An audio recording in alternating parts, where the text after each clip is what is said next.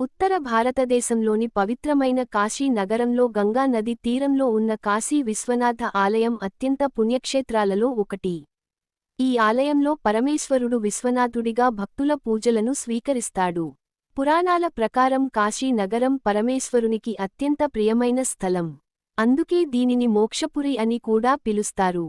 ఈ పుణ్యక్షేత్రం 12 జ్యోతిర్లింగాలలో ఒకటిగా ప్రసిద్ధి పొందింది. చరిత్రలో ఈ ఆలయం అనేకసార్లు ధ్వంసమైంది. అయినప్పటికీ భక్తుల విశ్వాసంతో మళ్లీ మళ్లీ నిర్మించబడింది.